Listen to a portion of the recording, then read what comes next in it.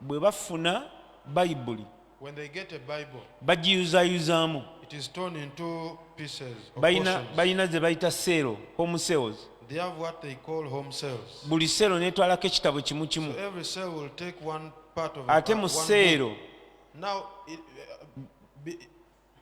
in every cell, seero buli muntu avunanyizibwa okufunako essula emu. Every person will have to get one chapter. Olina ogisoma, you have to read it n'ogiteeka wano, and memorize it. Kati bwe mukuŋŋaana, now when you gather, omuntu yabeera bayibuli. The person, one of you is the Bible. Bwe bagamba nti Yokaana 15, when they say John 15, nga Yokaana 15 oyimirira, so John 15 you will stand up. Gw'obeera essuula, you are the chapter. Nga musumba agamba olunyiri olwokusatu Then the pastor will say verses. Luyina kuva wano kuba gwe bayibuli. It has to come from your head because you are the Bible. Naye ffe tukyalina omukisa tetukyazirina. But for us we have a blessing, we don't naye have mbabuulira olunaku lujja nga togenda kubeera ng'okwata bayibuli. But a day will come when you won't be able to handle your Bible. Kye kiseera kati ogisome. It is now good for you to read ekubeere wano, and you will have it otuuke ng'osobola oga nti nterese ekigambo kyo mu mutima and gwange. a time will come and you can confess that I've kept your word in my heart. Mukama waffe yeebazibwe. Amen. Nti nterese ekigambo kyo mu mutima gwange. I've kept your word on my heart. Bibeera biseera nga bino bw'osaayo omwoyo n'ogamba njagala okutambula ne Mukama. Those are times as such when you determine to walk with the Lord. Era njagala okumumanya. And you say that I want to bw'oba oyagala okumanya omuntu, if you want to know a person, owuliriza bigambo bye, you listen to their words, osoma ebyo bye you read yakuwandiikira. about what they wrote. Mukama waffe yeebazibwe. Amen. Katusome Yokaana essula y'ekumi. Let's read John chapter 15. Tugenda giyitamu. We are going to pass through it. The Bible says in verse 1, I am the true vine, and my Father is a vine dresser.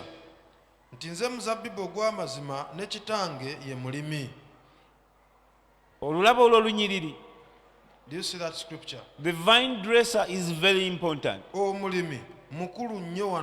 But as I said on Sunday, in a vine garden, there is not only, you cannot go out and say there is only one vine in the vine garden.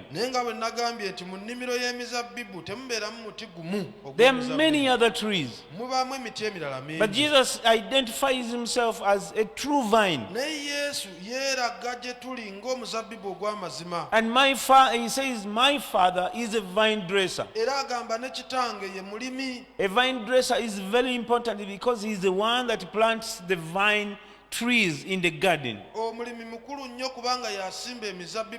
He decides, I remember when I was planting pine trees, we bought some tools to use. And among them was a measuring tool.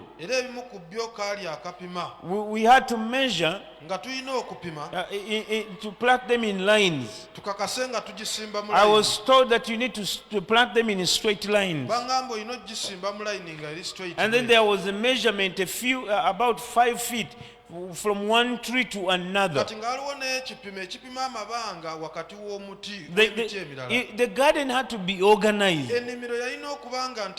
So a garden dresser is not someone who comes after the trees have grown. A garden dresser, number one, prepares the garden.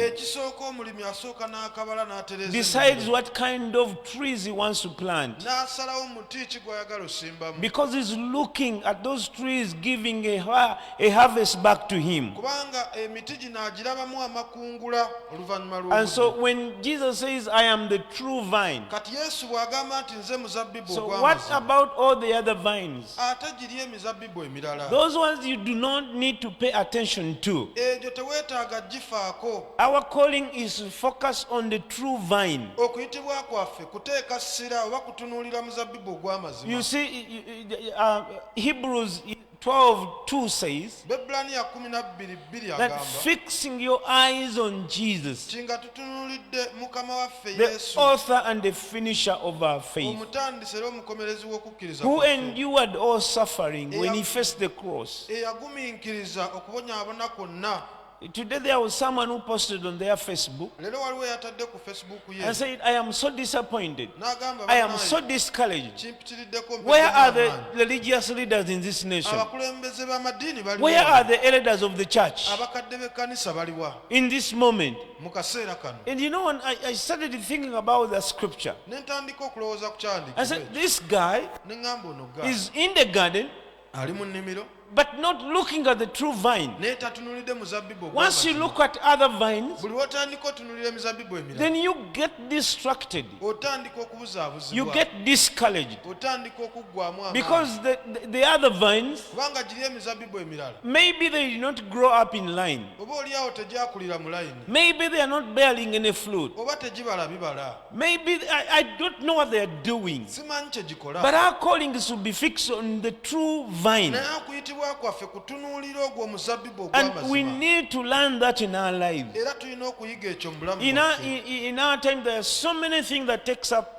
our attention. mu biseera byaffe bino bingi ebitwala obudde bwaffe n'omwoyo. You have the bank manager, you have your boss, you have the politician, olina omunnabyabufuzi wali olina mukamawo the government, gavumenti the local leaders, abakulembeze the pastor, abasumba leaders in our families. abakulembeze mu mafamire We have a lot of things that can take our attention. bintu bingi ebisobola okutwala But omwoyo. Jesus, when he identifies himself here, naye yesu bwe yeeyanjula he wano, says, I am the true vine. agamba nze muzabbibu Please look ogw'amazima. no other place. totunula walala yonna Fix your eyes on me. amaaso go gateeke I ku am nze. the true one. nze When you w'amazima. take your eyes off me, amaaso go bonna you aganzijako get discouraged. ojja You'll kuggwamu be amaanyi. disappointed. ojja kumenyeka omutima Because that's where we are. kubanga awo we tuli People are looking at the politicians, abantu batunulidde bannabyabufuzi thinking maybe this one comes, balowooza oba oli and when this one goes, ono n'agenda my life will be better. obulamu bwange bujja Let me tell you something. kankubuulire kino Life is better with Christ. obulamu bulongooka na kristo And you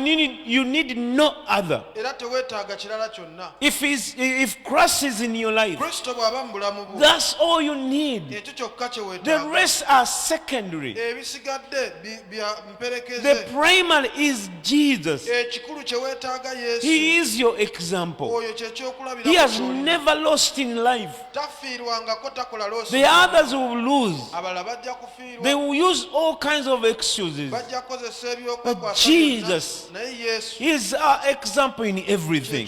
kyekyokulabirako So when He says, I am the true vine, kati agamba nti nze muzabbibu ogw'amazima you need to, He is asking you to pay attention. akusaba osseeyo omwoyo And His Father is a vine ne dresser. kitaawe ye mulimi He says, every branch in me that does not bear fruit, agamba nti buli ttabi eriri mu nze eritabala bibala He takes away.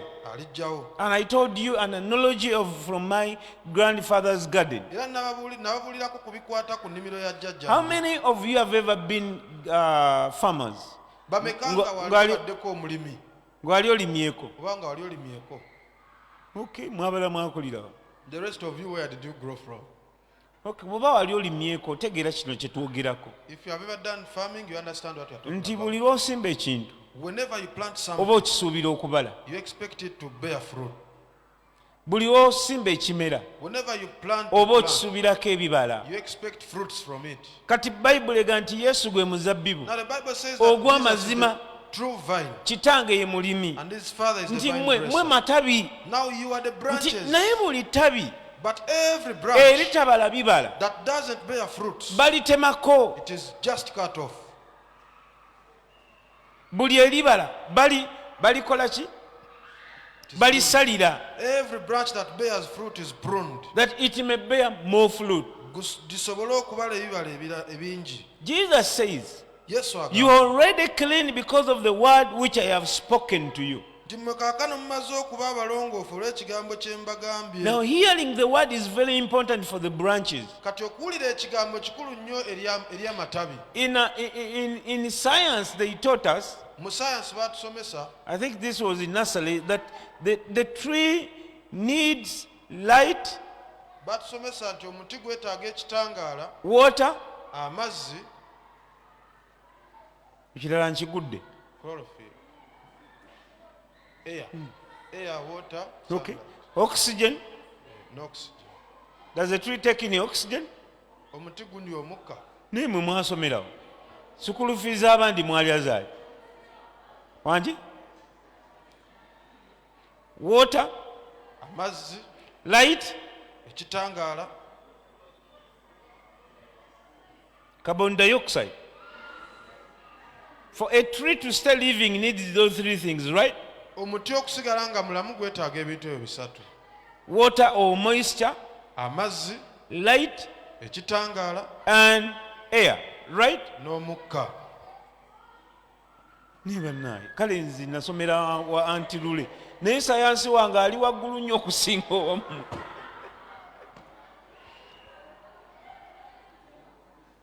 The word of God Ekigambo kya is Katonda the air we breathe in. gwe mukka gwe tussa. Don't we sing that song? Tetuyimba luyimba olwo. This is the air I breathe, your holy word. In other words, it is actually the light that we need. Ekitangaala kye twetaaga. The Bible says Jesus came and he was a light, and the light was the life of men. Bayibuli egamba nti Yesu Kristo yajja nga kye kitangaala, nga kitangaala. So Jesus tells his disciples, he's telling them about bearing fruit. Kati agamba abayigirizwa be ku bikwata kugana ku by'okubala ebibala. Then somehow he seems in verse 3 to be going off topic, but he actually talking about the same thing that he's trying to explain. He says, you already clean because of the word that I've spoken to you. What is the use of the word in bearing fruit? Because as you need air to breathe in, as a plant needs, a tree needs air to be alive, so does everybody that needs to bear fruit, that you need the word of God. And Jesus said, you already clean because of the word that I've spoken to you. Then he says in verse 4 that abide in me and I in you, as the branch cannot bear fruit of itself unless it abides in the vine, neither can you unless you abide in me. So the vine, for it to be able to bear fruit, there must be branches. And the branches, they have the responsibility of bearing fruit. Number one, they have a lot of leaves. And that's how trees feed or eat. So Jesus said, I am the vine, you are the branches. He who abides in me and I in him bears much fruit. For without me you can do nothing. Abeera mu nze nange mu ye oyo abala ebibala bingi kubanga awatali nze temuliiko kye muyinza kukola. So have you ever been in a village? Wali obaddeko mu kyalo. People plant maize. Abantu ne basimba kasooli. Or in the same village. Mu kyalo kye kimu. And on one side of the village the maize is the harvest is big, but on the other side of the village the maize can't grow. Ku kitundu ekimu eky'ekyalo kasooli n'adda bulungi kyokka ekirala n'atamera. We planted pines. Twasimba pine. And so the trees, many of them are bigger than these poles. Emiti egyo kati egisinga ku ddyo gisinga gino obunene. But it's a particular tree.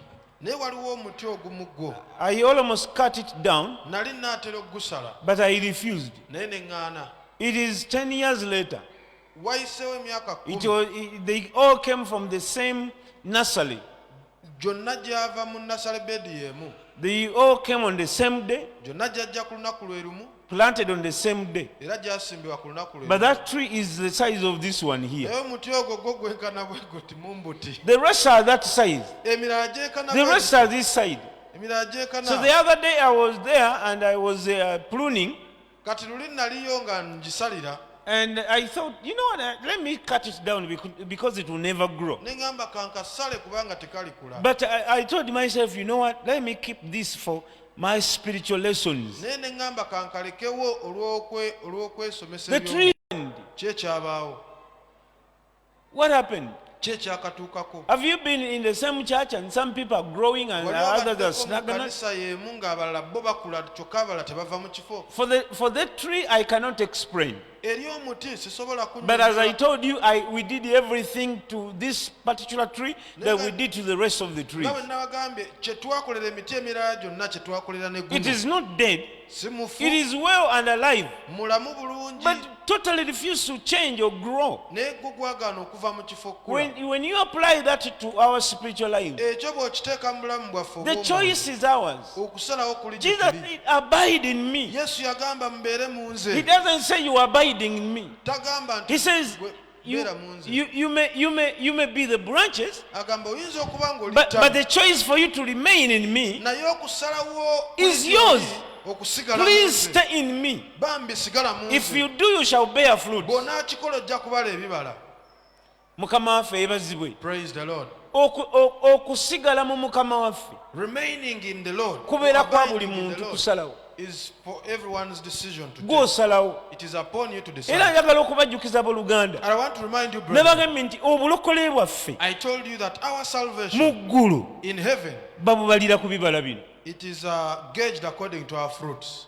Kubanga ebibala Because fruits era gye tuyita embala ya Kristo. are what we call the character of Christ. Engeri y'omwana we nga bw'eri Bayibuli bw'egamba. The likeness of Jesus. Likeness of Jesus. Obulokole Salvation. wano ku nsi tububalira ku bintu birala. Here on this world, we Naye nze gauge it nasalawo upon abooluganda different ne ŋŋamba things. naye obulokole bwe Uganda wano But I realized and said, salvation of Uganda here, bwo buyinza n'okutwala mu geyeena. it can even take you to hell. Olina obulokole kusalawo kubutambuliza ku standard ya ggulu. But you need to gauge your salvation according to heavenly standards. Eggulu lirina okukoleramu nti walokoka. It should be heaven to stamp for you that you got saved. Abantu bo balowooza nti olw'okuba osabira wano oli mulokole. People think because you fellowship from here, you are also born Abantu again. balowooza nti olw'okuba okwata bayibuli n'ogisa mu nkwawa oli mulokole. People think because you hold your Bible under the armpit that you are born Abamu again. balowooza nti okusaba ng'owoggana n'owogganira ekyalo kyonna emizigo 15 n'ogyetikka buli saawa 11 n'okuba enduulu mb'obeera mulokole. Nedda. Others think that praying so loud is what Bino bye defines salvation. tusomako wano ebibala. But the things we read about here as Eggulu fruits, lye bitunuulira ne bisalawo nti oyo mwana wa Katonda. those are the things heaven looks upon and it decides and Oyo says that is a child of God. mulokole. That one is born again. Abatabirina mumanyi Yesu kye yabagamba. Those of you who don't have them, do you know Yagamba what nti Jesus muve said? wendi He said, depart from mwe me, abakozi b'ebibi. you sinners. Naye nga baali tebamanyi linnya lye. But did they know his name? Omanyi kye baamuddamu? Did you know what they Baamugamba Mukama waffe twakolanga ebyamagero mu linnya Our Lord, lyo. we performed miracles. Twatambuza abalema. We made the lame. Twayogeranga ennimi. We spoke tongues. Ne tuzivuunula. And we interpreted Ali bagamba tongues. nti muve wendi But he saabamanyaako. told them, depart from me, I never knew Ekisinga you. obubi agenda bayita nti mmwe abakozi The b'ebibi. worst thing is that he will refer to them as doers of evil. But what Pentecostal culture did they not practice? Naye nga ki kye bataakola mu buwangwa bw'ekirokole? They could pray Pray very loud, Baasaba nga basabira interpret tongues, bavunula n'ennimi, command the lame to walk. balagira abalema ne But what did batambula. they miss? Naye ki kye bataalina? Bearing fruit Tebaalina bibala of righteousness. eby'obutuukirivu. The same fruit that we say the fruit of repentance. Bye tuyita ebibala eby'okwenenya. Abooluganda wano we wali okulokoka. This is where salvation is. Era kambabuli ne bw'oba toweerezza And let me tell you, even if you don't mb'olina obuweereza naye ng'olina ebibala, eggulu likwagala nnyo okusinga alina obuweereza obutuuze 10,000 abantu bonna ne bakuŋŋaana Heaven is more interested in a person who bears fruit than a person who gathers masses. Omuntu abaze ekibala ne bwe kiba kimu. A person who has bared fruits, even if it is one Asinga ayina ebibala 0 ng'akuŋŋaanyiza abantu kakadde fruit, is kalamba. better than one with 0 fruits with a congregation of a million. Ekibalo ky'eggulu kyo kirala nnyo ku kyaffe eky'oku nsi. The calculations from heaven are far different from ours here. Abantu abamu balowooza Some people think nti ng'abantu bwe bakulaba that as people see you, n'eggulu bwe likulaba. that's how heaven sees you. Mbaddiramu I repeat for eggulu you, heaven likulaba kusinziira mu Kristo. looks at you according to Yesu Christ. wano abanga atulabula nti abide in me. Here Christ is I'm warning telling you, us. stay inside me. Nti musigale mu nze, And when you do, era bwe munaakikola then you shall bear fruit. bwe mutwe munaabala ebibala. Fruit, Ebibala. more fruit, Ebibala ebingi. much fruit, Ebibala ebingi. much more fruit, Ebibala ebingi. and everlasting fruit. N'ebibala ebitaggwaawo. Buli mulokola ateeka okuba n'ebibala. Every born again has to Ate have tolina fruits. kubeera awo And you don't have to be there nga buli kaseera owa bujulizi. every time you are Bwe testifying. twali e Masuliita, When we are in Masuli, bwe twali e Namugongo, when we are in Namugongo, bwe twali abato, when we are young, bwe twali mu yunivasite, when we are at the twabuulira university, enjiri nga tetunnawasa. preach the gospel before Nedda we preach. bayibuli No, ekusoomooza the okugenda Bible ng'obala ebibala challenges you. ng'obyongerako. Bearing fruits should be continuous. Mukama waffe yeebazibwe. Amen. Ebibala bino bikulu nnyo bye biraga nti oli wa Kristo. These fruits are so vital. They are the things that show that you are for Christ. Era nga bwe nabagambye ku And Sande, just as I told you on Sunday, ebibala bino these fruits y'emmere y'amawanga is the food unto nations, ate era ly'eddagala ly'ensi. and it is the medicine unto the world. Era ebibala And these fruits y'ensigo y'ebintu ebirijja. are the seeds of the things to come. Mungoberedde abooluganda, Have you followed me well? ebibala bye tubala The fruits that we bear y'emmere y'ensi. is the food to the world. Ate ebibala bingi And the fruits and their ly'eddagala eri abalwadde.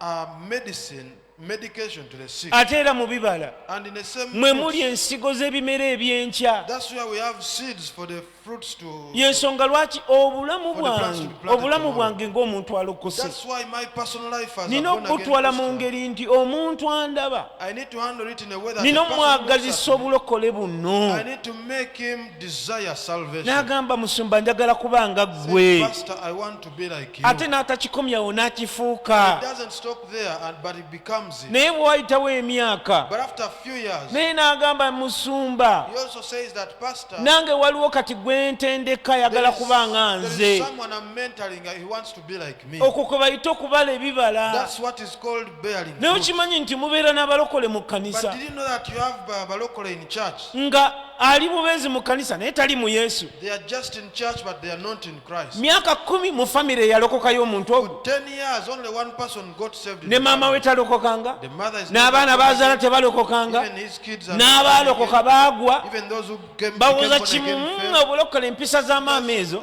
Salvation. Maama bw'alirokoka naffe tulirokoka. When she gets saved, we will also get saved. Waliwo abantu bajja ne batugamba, There are some people who come here and naye tell mwe us, nga temusoma ddiini ya maama. how comes for you don't go follow the religion Yeah. of my mother?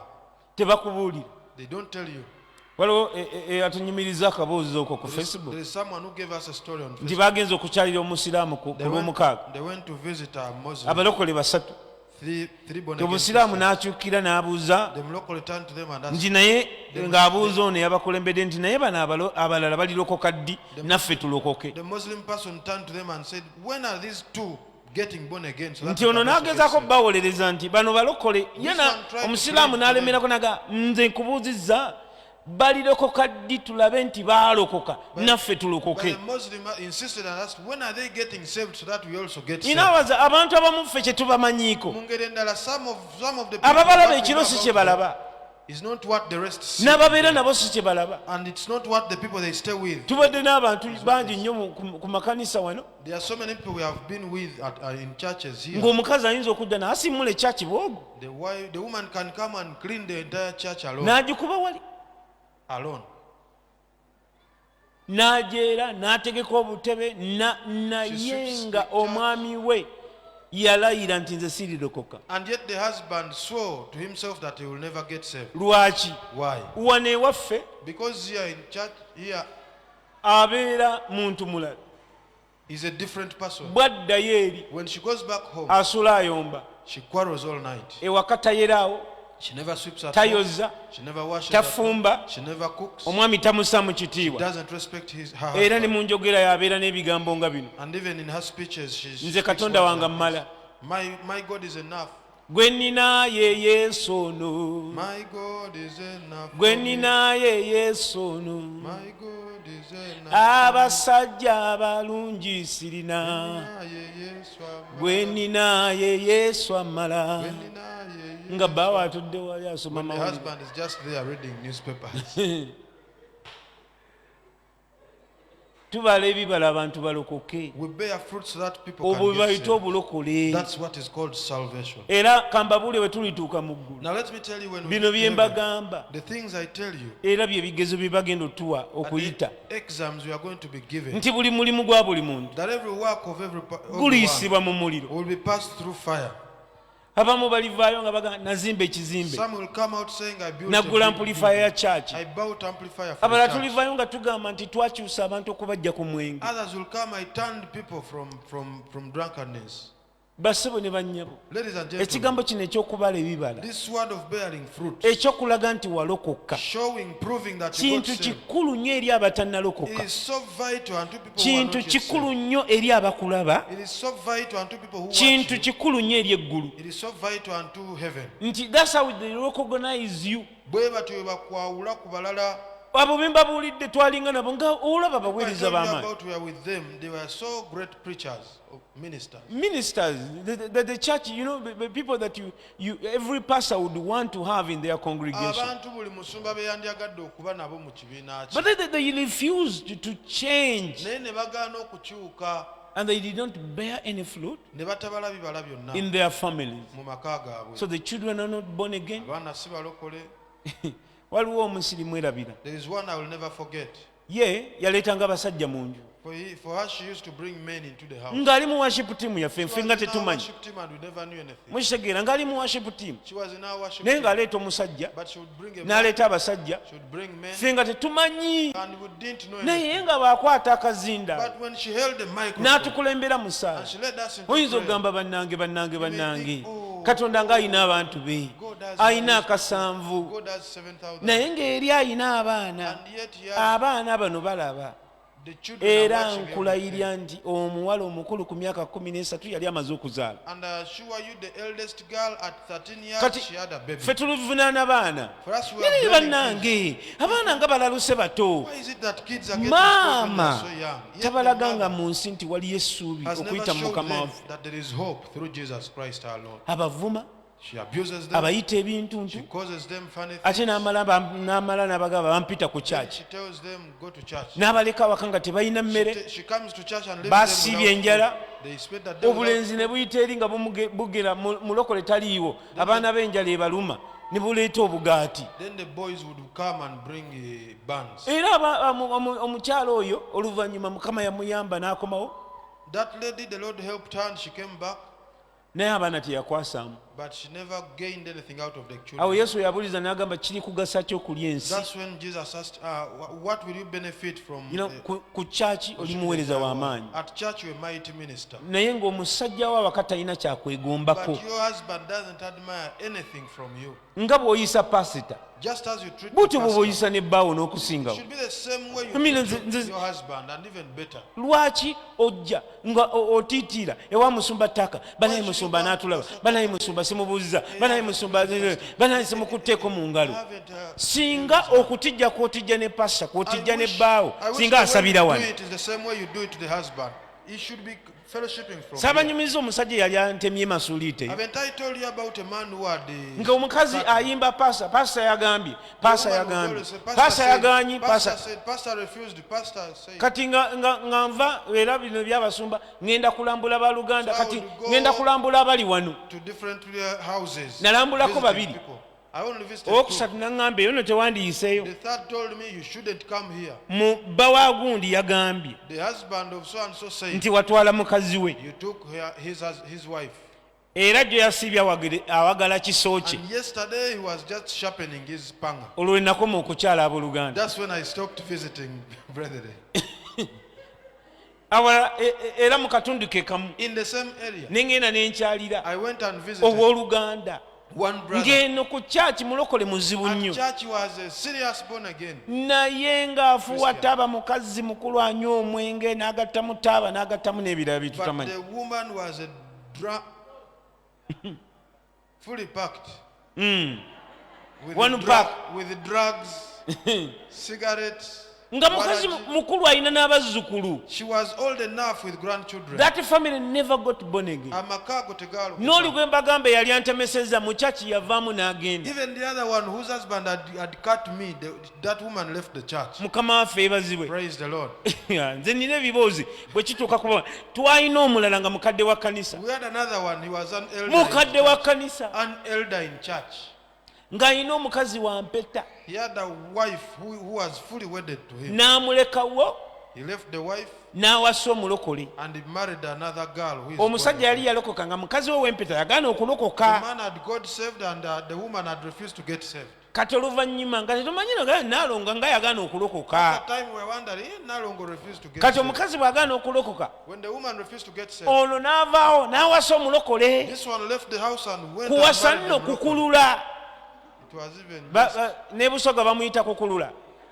sissa mukulule Kukulula. ne bakulula She was just ne bakola obufumbo. Then they ffe met tujja ku up. masuita tetumanyi. They stayed together. batugamba omwami oyo mukadde wa Then kyaki they told us, that man is an elder in nga church. tuweereza We are nga ministering tuweereza. together. We are ministering. wayita emyaka ebiri nga batugamba nti naye After omusajja 2 oyo years they told us, but that man, yayina omukazi ow'empeta. he had a wedded wife. tugenda omumubuuza nti oli yagenda When we yeefumbiza said, dda. that woman left, she's tugenda even okunoonyereza nga somewhere. naalongo gy'ali ekyamugoba wanno yali mukazi mulokole yamuyingirira mu We maka. realized that Nalongo was still there, but this other woman had come into her house. bannange kambabuulire kye bayita okulokoka. Let me tell you what is called salvation.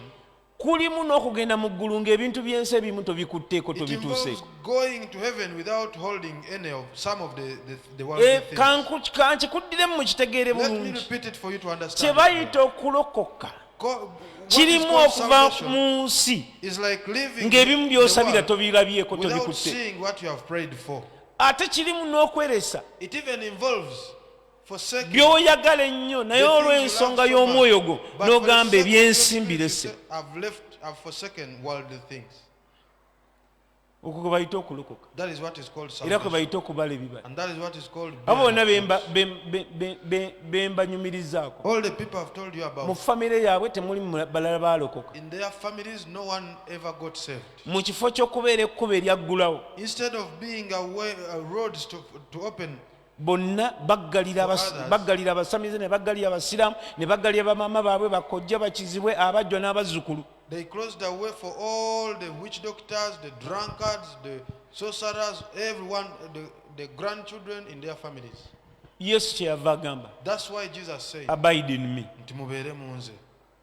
Many people are in church but they are not abiding in Christ. Bantu bangi bali mu kkanisa naye tebali mu Kristo. mukama waffe yeebazibwe. Praise the Lord. neebaza katonda abooluganda. I thank the Lord, brethren. lumu mba nakamala emyaka ndowooza gyalinga ebiri nga ndokose. One time I had spent about 2 years after getting saved. ewaffe In our place, bazadde bange bo baali baasalawo ne bagamba nti nze siribaamu kantu baakyogera mpulira. my parents had said that I will never amount to anything. They spoke it. baali lumu when I was hearing. batudisikaasingako abaana bawaka ffenna One time they were discussing about all of nga us, tebamanyi nti mu nju mulimu omuntu. and they didn't know that there was someone in the house. kumbe nayingidde n'ensirika bajja Yet I entered and kept quiet.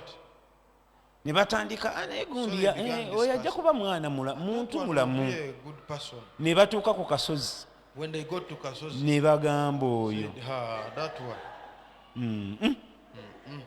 mpozzi alibeera mu maka ga banne Maybe you will stay in other people's houses. kubanga omwana talina magezi. They describe me Banyinyonnyola. era oluvannyuma bino babyogera sinnalokoka actually nali They spoke sinnalokoka. these things before I got kati bwe saved. nawulira When I heard this, engeri bazadde bange gye baali how bannyonnyoddemu my parents had described me, nenzikiriza nti era ekyo kye bagambye era so kyenkola I ki accepted that what they have said is what kyendi. I am. enkeera n'enfuluma The following day I got nga bwe up, bannyonnyonnyola kye nali just as they described siina what I was. magezi I'm not wise at all. siribaako ka buntu I'll never amount to anything. ne ŋŋenda mu nsi n'enfuuka ekyo I went in the world and I became that. siina mugaso. I wasn't of any worth. maama ye yagamba ne taata It is the mother and the father that spoke. nali mutototo bwe nti nga nvubuse I was young, a little youth like that. ne ŋŋamba katonda bw'atyo bwe yankola This is what God made siina me. magezi I'm siina not mugaso wise. I'm sirivaamu muntu I will not- ndyasiza I'll never bato amount to bange anything. enku ne ntandika ensi Then I began the world. naye nali nakagitandika katonda nakola ki I just began it. The Lord n'anteekako came empingu and arrested me. mukama waffe yeebazibwe Amen. naye ate bwayita ebbanga njalinga mu myaka 2 nga ndokoze But after about 2 years after my getting saved, lumu one time nawulira boogera I heard them say, nti naye omwana oyo but this boy, ebintu bino bye yayingiramu bimukyusizza these things he entered in, he joined, have changed him bo bennyini themselves. naye omwana oyo But this boy, ebintu bino bye yayingiramu bimukyusizza the things naye he joined have changed taata him. yaŋŋamba tuviire wano My father told tojja me, kubeera wano go away from us. tojja You cannot kutuswazaswaza ku stay here. kyalo You will not shame us olokoka on the otya road. How do you get saved? mulirwana waffe yali atulinaanye n'aŋŋamba Our neighbor told us, tikasozi mu bintu byonna era wasazeewo kulokoka of all things you decided to get saved. wandinywedde enjaga ne tumanyirirwa You have taken drugs and we know. kyokka jjukira mu nsi mu famire in nze the ndokose family, I'm the only one who has gotten saved. kizibwe wange gwe nali mpulidde nti yalokoka My cousin of whom I had heard that he got saved, yali yaddira butiko he was belonging to Butiko clan. n'abugula n'abutwalira jjajja bumufumbire He bought the mushroom and took them ebibala to my grandmother bizibu to cook for them.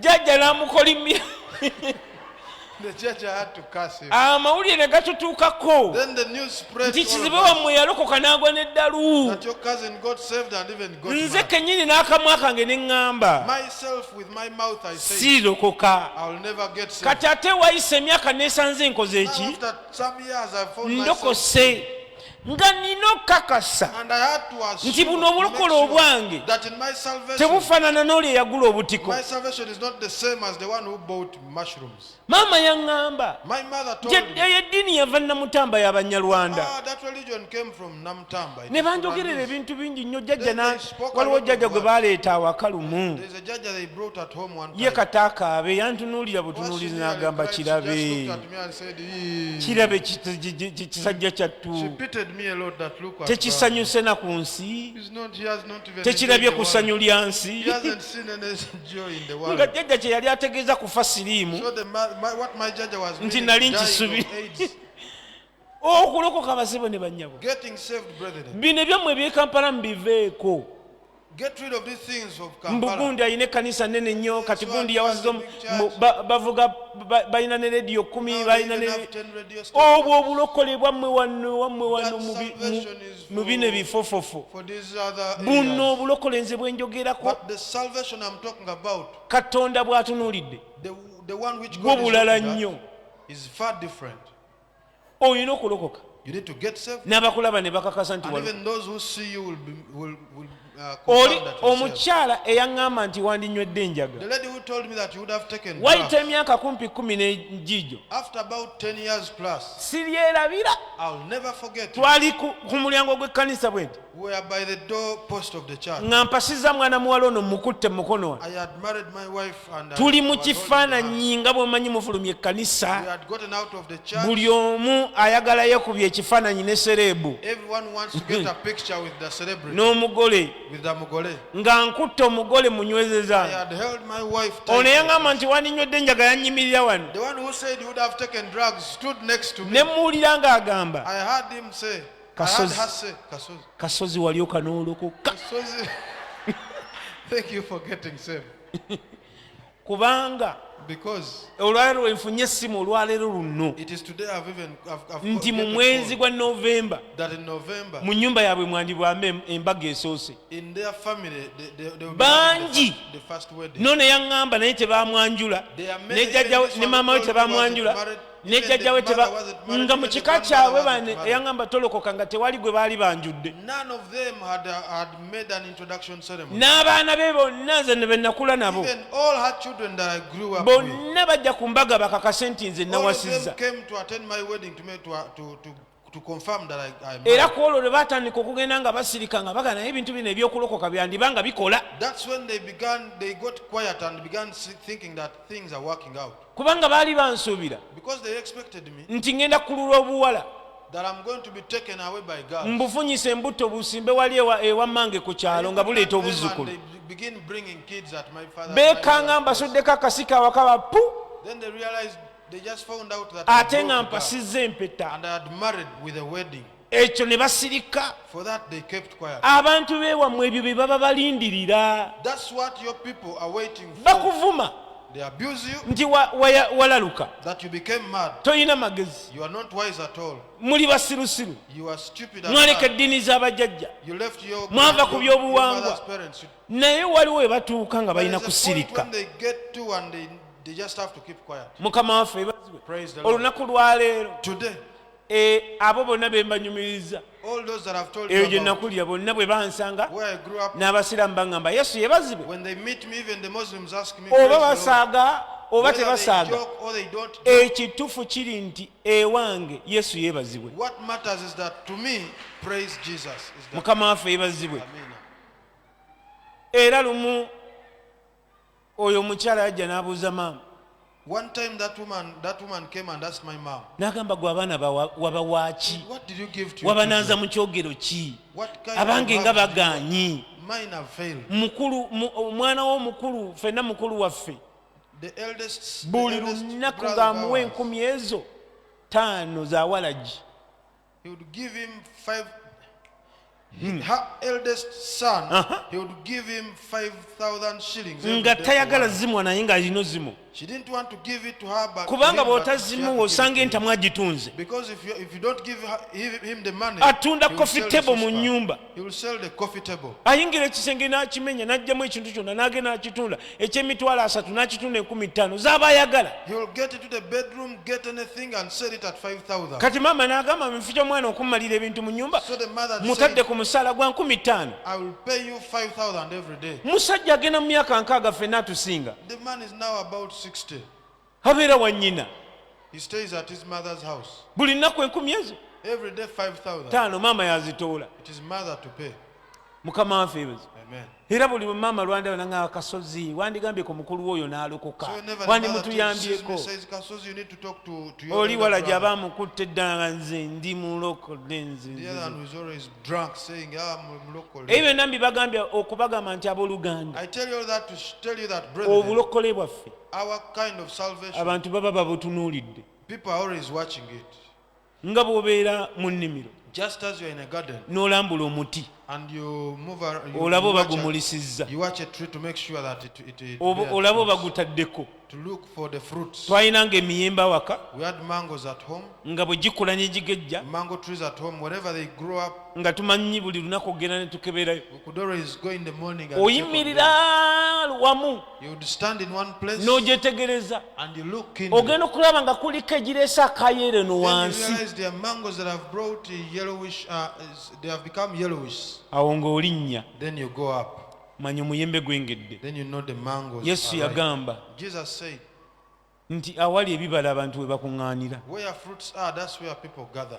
Abantu abooluganda okubala ebibala Brethren, bearing fruit. abamu ze tuyita empisa ennungi, Some of us is what we call good character. era bwe bagamba nti gundi oyo talina mpisa, When they say that person doesn't have kiba kitegeeza nti character or tobaze manners, kibala. that means you haven't Era bearing kamba buli fruits. abooluganda nti okubala ebibala, And let me tell you, bearing fruits. bayibuli egamba mu Zabbuli The Bible says in Psalms nti omuntu that a person nti akwata ekigambo kya Katonda alinga ng'omuti ogwasimbibwa mu ki, who keeps ku the word of mabbali God g'amazzi, is like a tree that was nti planted omusana beside ne the bwe water. gulyako ekyeya ne kijja, That however much the sun will come and gulisigala drought will gukola come, ki, gulisigala gubala. it will still flourish and bear fruit. Ekyeya kijja, Desert is coming. naye mu kyeya ate weolina okubalira.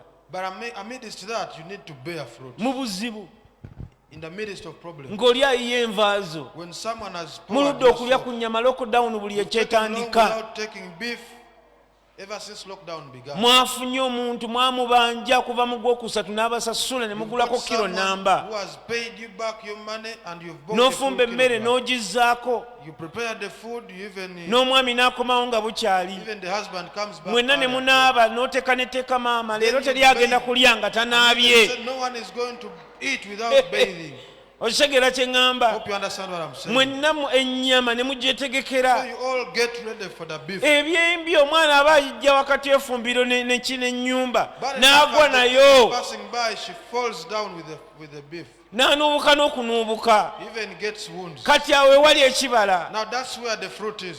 otunuulira kiwundu ky'onaanuubuse oba otunuulira nnyama? You look at the wound for this one, or you Bannange look at ebintu the si beef. byangu kambabuulire. Things are not easy, brethren. Okitegeera kye ŋŋamba? Hope you understand what I'm saying. Muludde okukola ki?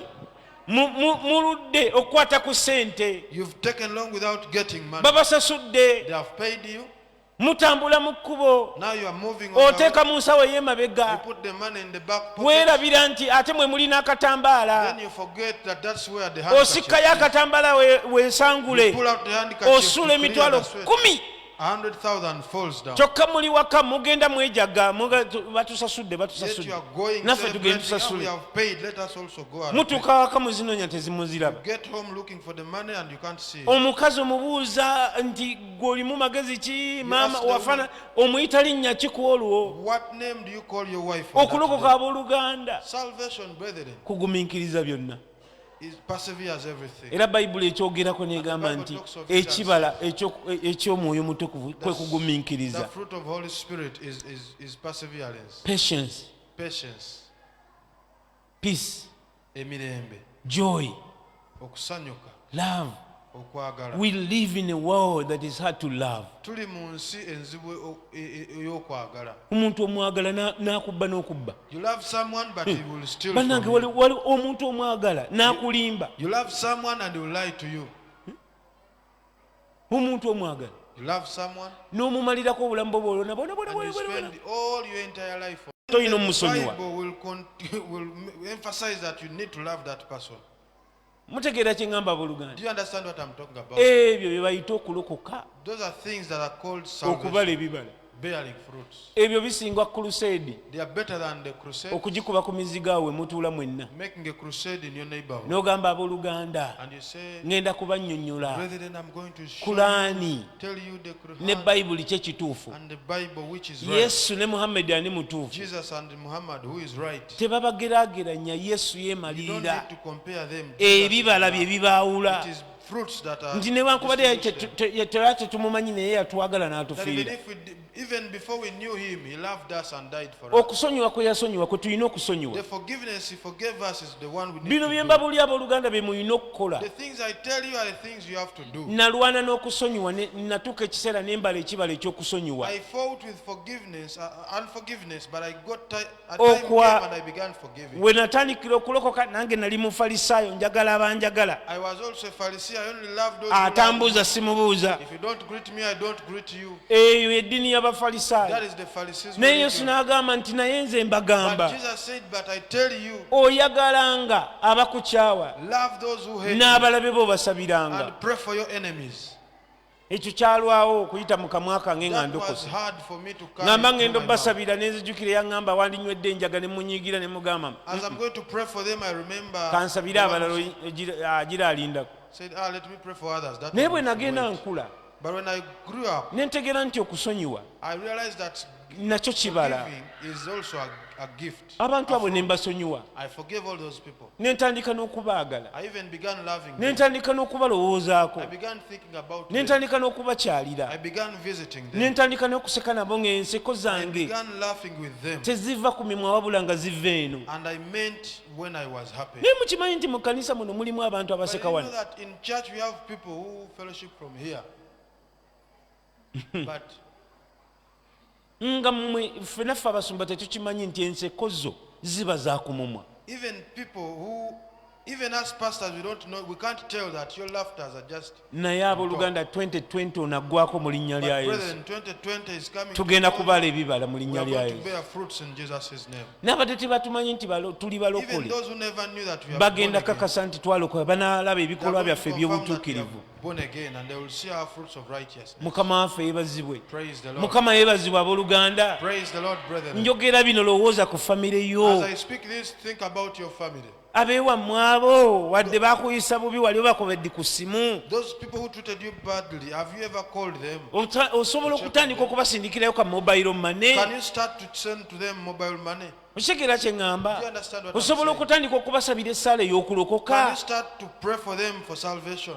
mukama waffe yeebazibwe Amen. is there a way you can start go back to those people and say you know what they did all they did in ignorance Waliwo engeri gy'oyinza okuddayo n'okimanya nti byonna bye baakola baabikola mu I butamanya, forgive them era I mbasonyiwa, bless them mbawa may omukisa. the Lord open their eyes to know Jesus Mukama bayamba abagulewo amaaso balabe Yesu. maliriza nakino I abooluganda conclude with this, brethren. teri mu nsi ky'olikolera muntu There is nothing in this world you'll ever do for someone okusinga okumulaga yesu better, more than showing them Jesus. kankikuddiremu Let me repeat it for you. teri kintu There is nothing ky'olikolera muntu atamanyi yesu that you'll do for someone who doesn't know Jesus okusinga okumulaga yesu more, better than showing sigambye them. kubabuulira yesu I haven't said naye telling them about okumulaga Jesus, yesu but showing them Jesus.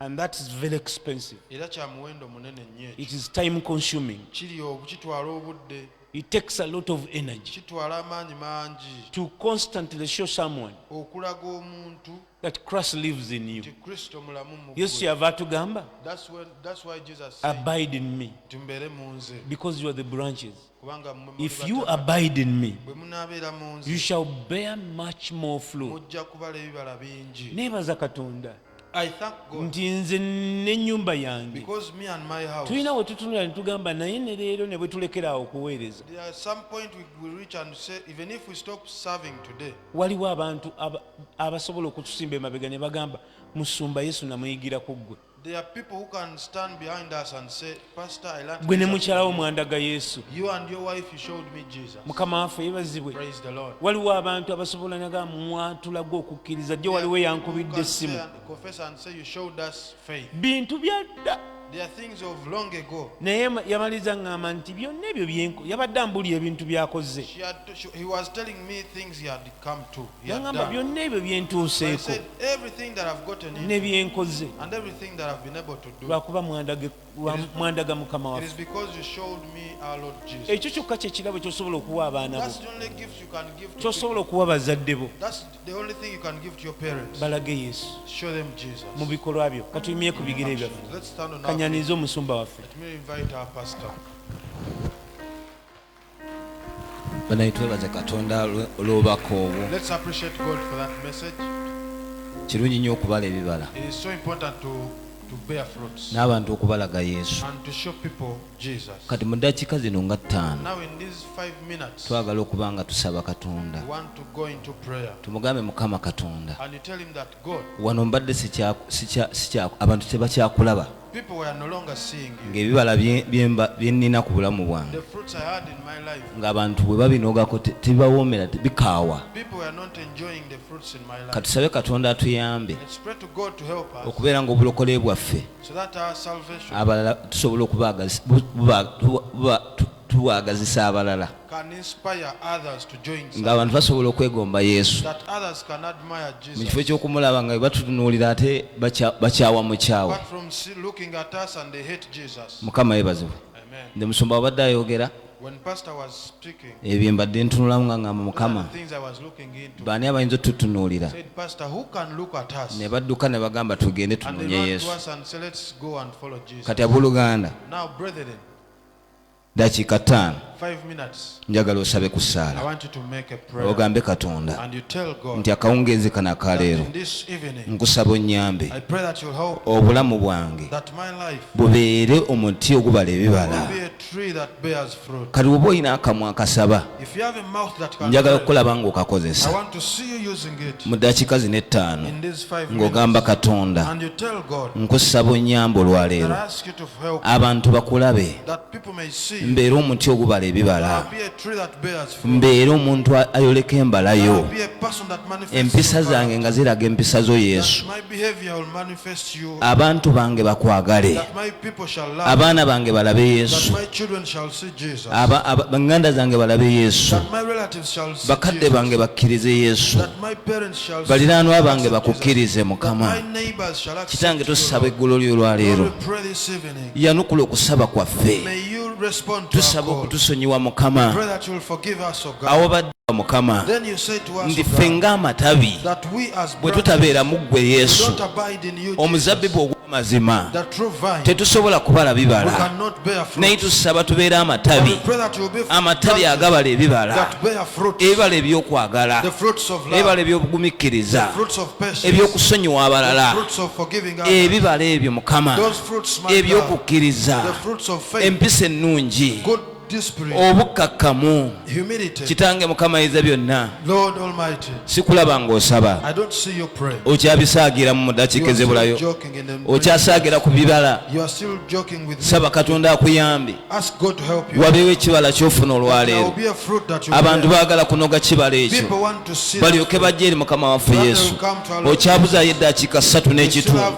3 minutes okusaba essaala to make a prayer. ogambe mukama You olwaleero say that God today, nkusaba onnyambe I pray that you help, onsalire salire that you will prune me. so tontema ku muti Don't cut me off. abooluganda njagala kukulaba ng'osaba I essaala want to see you ogambe pray. mukama njagala kubeera And you ttabi say that God, I want to be a ettabi branch. eryo That branch lyosalidde salidde that you have pruned. ettabi eryo That branch ly'omaze okutereeza that you have already lisobole okuleeta ebibala it will bear more fruit. ebibala ebiwooma Fruits that are sweet. ebinyirira Fruits that are good looking. ensi byeyagala That are desired by eryoke the world. ekutegeere That it will know you. katonda wange May God. nkusaba onsalire I salire pray that you will prune me. olunaku olwaleero That today ebibala byange my fruits byeyongere will increase. bibeere bingi To be more. bibeere bingi To nnyo be many. ate bibeerere And to ever to be ng'ekigambo kyo everlasting. bwe kitugambye Just as your word has told us. sikulaba I owooluganda don't see you, my brother. tosaagira mu ssaala yakubala Don't bibala pray in prayer, my sister. essaala eno yetutwala This is the prayer that takes us yetutwala mu ggulu into heaven. yereeta abangi The okukkiriza prayer that causes many to believe. okyabuzaayo okusaba You still have to pray. saba mu bigambo byawo Pray in your own words. enjiri ogiwulidde You've heard the ghost. The teweetaaga sermon. kupika bupisi You don't need to be pumped okusaba essaala for you eno to make that prayer. teweetaaga You kusikiriza don't need to be waliwo inside. kyowulira muli kyogamba There is katonda something you feel that enjogera yange ekyuke that entambula yange ekyuke my movements should change. mbadde mukaawu I've been tough. ekibala eky'obukaawu The kigende spirit of toughness should go. mbadde mukambwe I've been tough. eky'obukambwe kigende And even that wrath mbadde will go. nnyumba nnyo I was quarrelsome. mukama onsala akalimi Lord, may you, mukama ayinza byonna Lord Almighty, nkusaba obeere nga okomola omutima I gwange pray that you'll work upon mu my linnya heart. lya mukama waffe yesu In the name of our Lord oh Jesus. god we give you praise father we pray tonight oh god Tusabe ekiro kya may leero. you prune us as your branches oh god Tusalire ng'amatabi that we may bear more fruits oh god tubale ebibala bingi Mukama. more fruits oh god king of glory Ebibala bingi Kabaka everlasting fruits king of w'ekitiibwa. glory Ebibala eby'olubeerera. the fruits of forgiving Ebibala others ebyokusonyiwa the abalala. fruits of patience king of Ebisonyiwa- glory ebibala eby'obugomesi. where we have not portrayed your image oh god We tutolesezza we kitiibwa. pray tonight king of glory Tusaba ekiro kya may this word shape us oh ekigambo god kino kinaatukuma. may you re-establish us oh god Tunyweze buto ayi Mukama. don't cut us off from the main branch oh god Totusalako ku Mukama. don't cut us off from the main tree king of glory Totusala ku kikomo. but we pray that we may be pruned oh god Tusaba nti onaatusalira busazi. father king of glory tonight Ow'ekitiibwa ekiro we kya are so sorry for whatever we have done oh god twenenya lwa byonna bye tukoze Mukama. that are so offensive to others oh god Ebyesittaza to abalala. stumble many people from coming to church Ebiremesa bangi okujja mu father we kanisa. pray king of glory Kitaffe tusaba Kabaka that we w'ekitiibwa. may shine again oh god Tunaddamu ne twakaayana. save us as your children king of glory Tulokole ng'abaana bo Mukama. thank you for this wonderful word oh Weebale god olw'ekigambo kino ekyenjawulo. may you transform our lives oh god Kyusa obulamu bwaffe all Mukama. this week oh god Wiiki eno yonna and the rest of the month remaining to end 2020 n'omwezi egisigadde mu 2 help us oh god king of glory tuyambe Kabaka to w'ekitiibwa bear those fruits okubala ebibala bino. that the people will come and pick Nti abantu banajja ne and babiryako eat oh god ne babiryako and see you ne bakulaba in Jesus name mu linnya lya Yesu. the people said Abantu Amen. bagambe, Amiina.